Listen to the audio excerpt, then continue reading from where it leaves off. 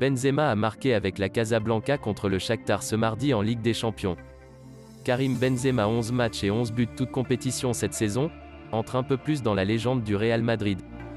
L'attaquant français a rejoint Santillana au 4e rang des meilleurs buteurs de l'histoire du club merengue avec 290 buts en 571 matchs.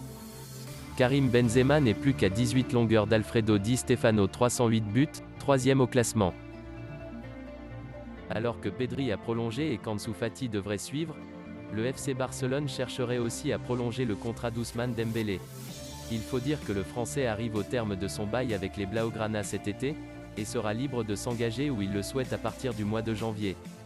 Si les Catalans aimeraient parvenir à un accord, le champion du monde 2018 pourrait prendre tout le monde de court.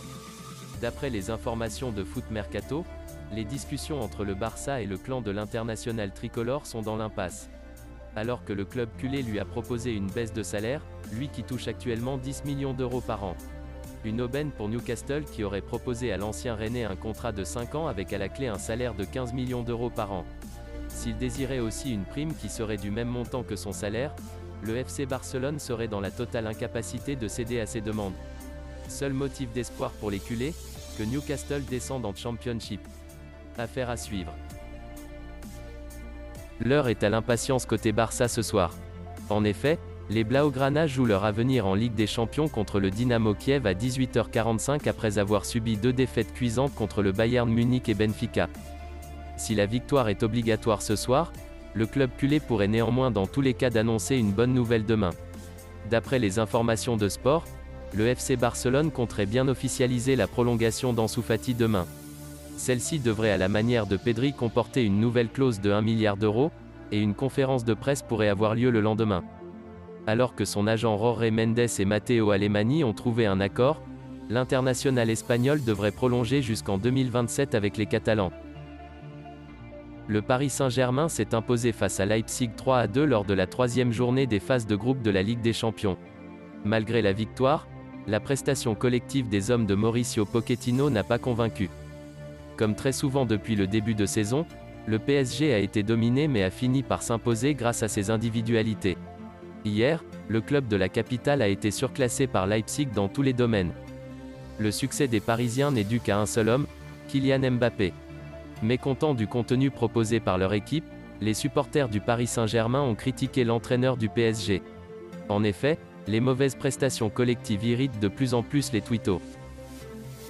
Les dirigeants de Chelsea vont entamer des discussions avec l'entourage de Mason Mount pour une prolongation de contrat, rapporte la presse locale.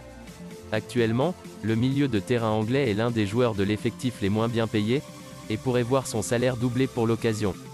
Actuellement sous contrat avec les Blues jusqu'en juin 2024, Mason Mount est un pur produit du centre de formation de Chelsea. Sa valeur est estimée à 75 millions d'euros par Transfermarkt.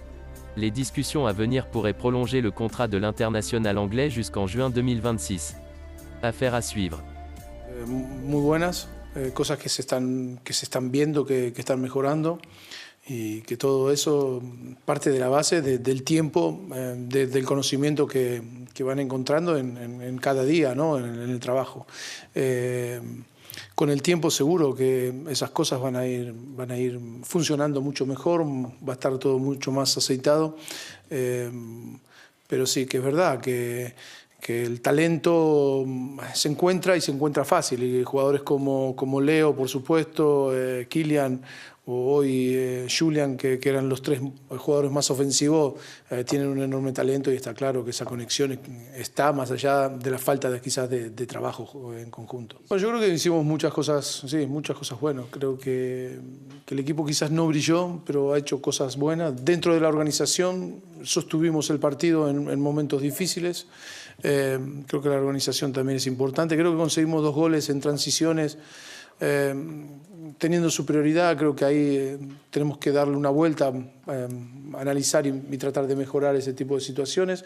Pero bueno, jugamos contra un equipo que marcó 3 goles en el campo del City, de Manchester City, en la primera jornada de la Champions.